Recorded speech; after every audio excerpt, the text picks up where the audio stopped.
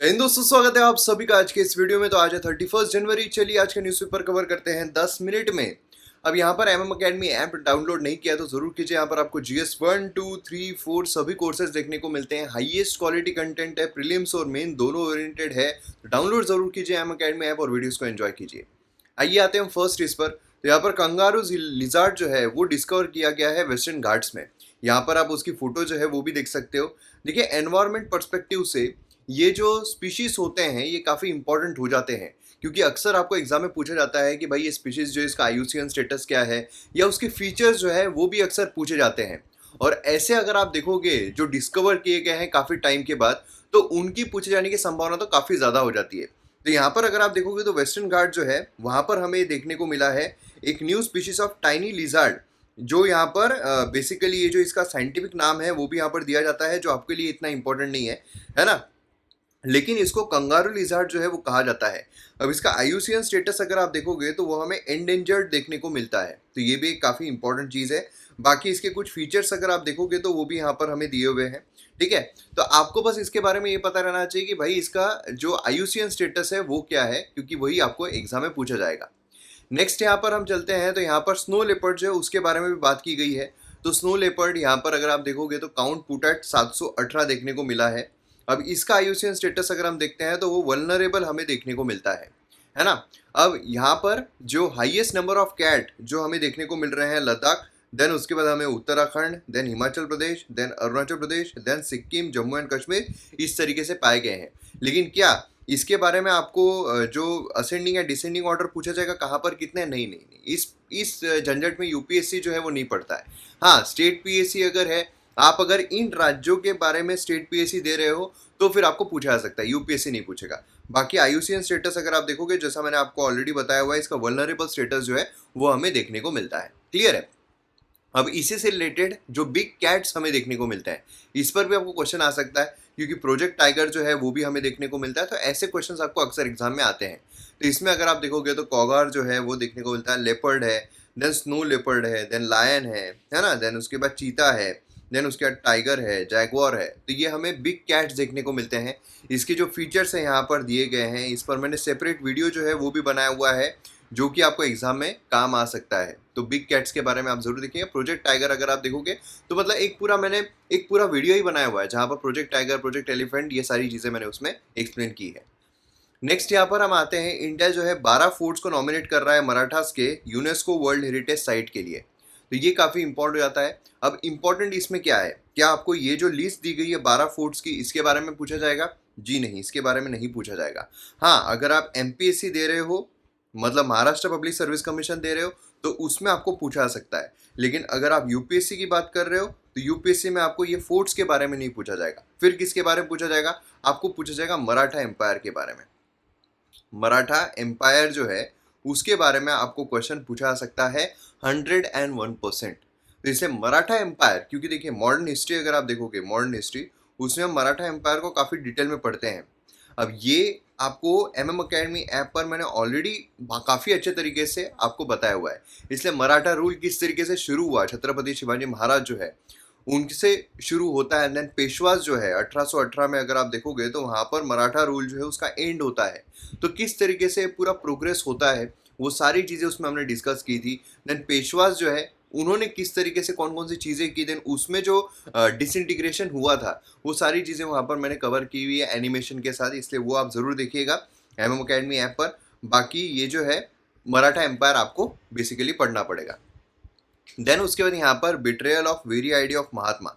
अब देखिए यहाँ पर जो शशि थरूर है, मतलब कांग्रेस के, उन्होंने ये पूरा आर्टिकल लिखा हुआ है। अब मुझे एक्सपेक्टेशन थी कि इस आर्टिकल में काफ़ी अच्छे तरीके से जो चीज़ें हैं उसको काउंटर किया जाए, क्योंकि जैसे अभी पूरा सिनारियो चल रहा है ना, 75th जो बेसिकली हमने महात्मा गांधी जी जो असैसिनेशन हुआ था, है ना।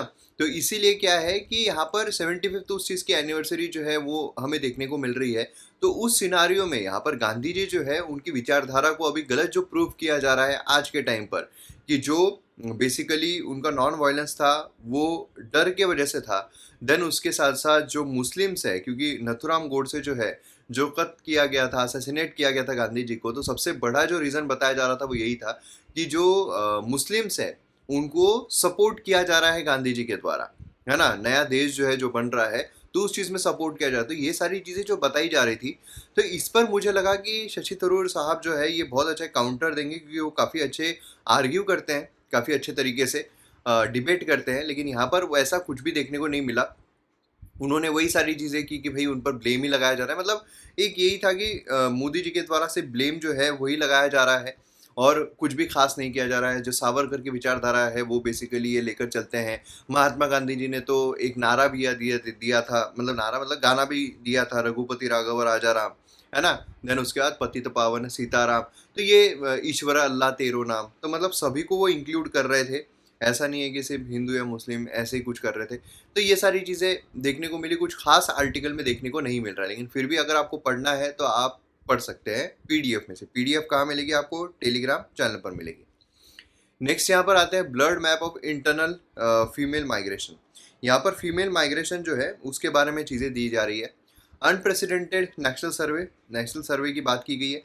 नेशनल सर्वे जैसे पीरियडिक लेबर फोर्स सर्वे है, ऑफन यहाँ पर इनएक्यूरेट पिक्चर जो है फीमेल माइग्रेशन का इंडिया में बताता है कि भाई फीमेल माइग्रेट किस तरीके। माइग्रेट मतलब क्या होता है? एक जगह से दूसरी जगह पर जाना। तो यहाँ पर इंटरनल माइग्रेशन की बात हो रही है, मतलब इंडिया में समझ लीजिए यहाँ पर उत्तर प्रदेश से मुंबई में कोई लेडी माइग्रेट हुई है, तो उसके बारे में पिक्चर बताया जा रहा है। वो भी पिक्चर इनएक्यूरेट तरीके से बताया जा रहा है, ऐसा यहाँ पर आर्टिकल में कहना है। ये जो सर्वेज है ये टिपिकली किस पर फोकस करते हैं? प्राइमरी रीजंस पर। माइग्रेशन के कई रीजंस हो सकते हैं ना। एक जो लेडी है वो एक जगह से दूसरी जगह पर जा सकती है, बहुत सारे उसके पीछे कारण हो सकते हैं। कौन कौन से हैं? जैसे कि यहाँ पर मैरिज जो है वो बताया जाता है ना। विदाउट एक्सप्लोरिंग सेकेंडरी, कि भाई माइग्रेशन, उत्तर प्रदेश की लड़की है, उसने किसी आईएएस ऑफिसर, आईपीएस ऑफिसर या नॉर्मल किसी बंदे से शादी की जो मुंबई में काम करता है, तो उसका माइग्रेशन हुआ मुंबई में, है ना, मतलब महाराष्ट्र में माइग्रेशन हुआ। अब ये मैरिज के बेसिस पर ही माइग्रेशन होता है या जी नहीं? और भी कई सारे कारण होते हैं, है ना। जैसे कि क्लाइमेट जो है वो भी एक काफ़ी क्रूशल फैक्टर होता है। फूड इनसिक्योरिटी जो है वो भी काफ़ी क्रूशल फैक्टर होता है। लेकिन ये जो पीएलएफएस है, पीरियडिक लेबर फोर्स सर्वे जो है, ये इन सब चीज़ों को कंसिडर में नहीं लेता है। मैरिज जो है उसको मेन कंसिडरेशन में लेता है माइग्रेशन के लिए। तो अब यहाँ पर एम्प्लॉयमेंट स्टेटस अगर आप देखोगे तो उसको भी यहाँ पर मिस रिपोर्टिंग की जाती है। एक तो हो गया माइग्रेशन के बारे में, दूसरा हो गया एम्प्लॉयमेंट के बारे में।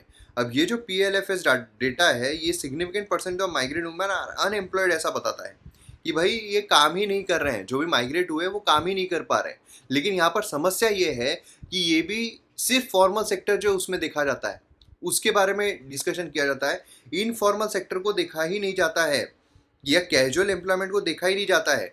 लेकिन मोस्ट ऑफ द महिलाएं जो है ये या तो इनफॉर्मल सेक्टर में होती है या तो कैजुअल सेक्टर में होती है, और इस वजह से ऐसा पाया जाता है कि भाई ये तो ज़्यादातर अनएम्प्लॉयड रहती है ना। अब इनफॉर्मल या कैजुअल सेक्टर मतलब जैसे एग्रीकल्चर हो गया, कंस्ट्रक्शन हो गया, डोमेस्टिक वर्क हो गया, है ना, ये यहाँ पर सर्वे में कैप्चर नहीं किया जाता है। और इस वजह से मिस इंटरप्रेट किया जाता है कि बहुत सारी महिलाएं जो है ये अनएम्प्लॉयड है। तो ये हमें देखने को मिलता है।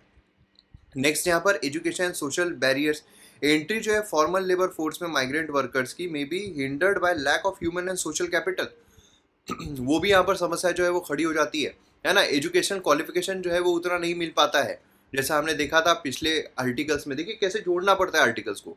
पिछले आर्टिकल्स में देखा था जो महिलाएं हैं उनका ड्रॉप आउट रेट 8 स्टैंडर्ड के बाद काफ़ी ज़्यादा बढ़ जाता है।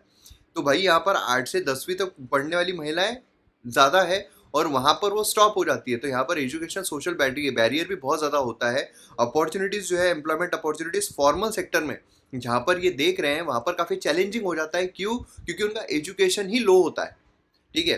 Then post migration challenges. Study highlight करती है डिफिकल्टी जो वुमेन फेस कर रही है लेबर फोर्स पोस्ट माइग्रेशन में, स्पेशली कोविड पेंडेमिक के दौरान। सिग्निफिकेंट ऑफ वुमेन जो है वो रिटर्न नहीं आ पाई थी एम्प्लॉयमेंट आफ्टर लॉकडाउन, है ना।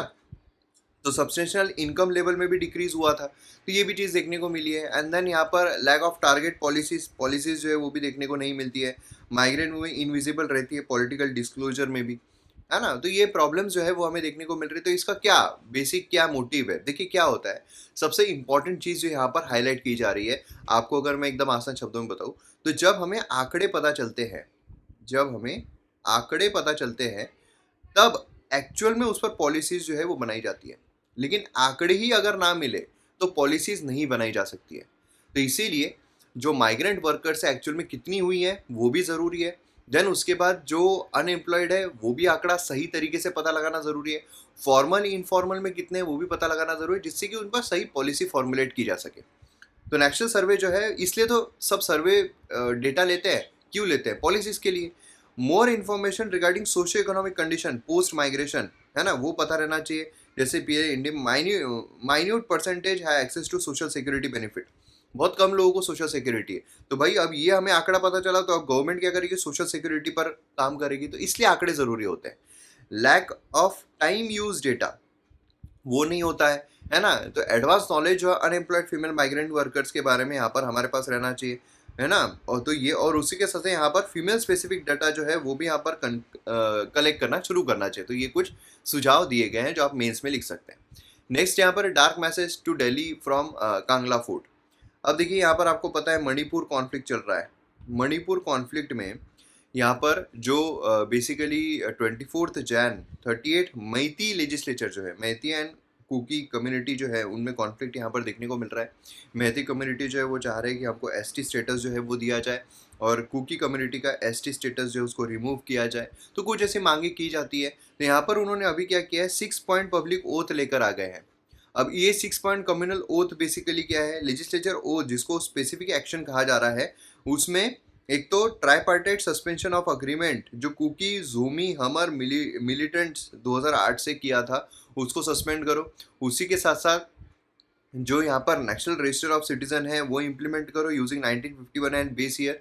क्योंकि काफ़ी जैसे मैती कम्युनिटी का बोलना क्या है, बहुत सारे लोग जो है माइग्रेट होकर आए हैं, तो भाई उनको पहले निकालने के लिए, डिसरिगार्ड करने के लिए यहाँ पर जो एनआरसी है वो लेकर आ जाओ, है ना। देन यहाँ पर बॉर्डर फेंस जो है वो कंस्ट्रक्ट करो इंडिया म्यांमार बॉर्डर में, क्योंकि बहुत सारे लोग वहाँ से इधर आ रहे हैं। आसाम राइफल को रिप्लेस करना है with central paramilitary forces. Kuki जो है उनको शेड्यूल ट्राइब लिस्ट से हटा देना है, और कुकी को रेफ्यूजी इसमें वापस डालना है, मिजोरम में डालना है। तो ये सारी चीज़ें यहाँ पर बेसिकली मांगी गई है। तो अब यहाँ पर डिसआर्मामेंट इन ओथ, यहाँ पर नोटेबली 6 पॉइंट ओथ जो है वो यहाँ पर किसी भी तरीके के डिसआर्मामेंट की बात नहीं कर रहा है, जो यहाँ पर अर्लियर स्टेट असेंबली के द्वारा पास किया गया था। अब यहाँ पर ये ऑथर का यही बोलना है कि ये सारी चीज़ें अगर मांगी गई तो और ज़्यादा यहाँ पर कम्युनल क्लैशेस जो है वो हो सकते हैं, और ज़्यादा यहाँ पर कॉन्फ्लिक्ट जो है वो क्रिएट हो सकता है ना। तो ये चीज़ें बेसिकली, अगर आपको मणिपुर में जो कॉन्फ्लिक्ट चल रहा है उसका रीज़न अगर पता है, जो हमने ऑलरेडी अच्छे तरीके से कवर किया हुआ है, तो आपको ये सारी चीज़ें आसानी से समझ में आ जाएगी। इसलिए रिविजन होता है हमारा, है ना। तो इस तरीके से हमें आज का न्यूज़पेपर जो है वो देखने को मिला। वीडियो पसंद आता है तो शेयर ज़रूर कीजिए। MM Academy में डाउनलोड कीजिए। मिलते हैं अगली वीडियो में। जय हिंद।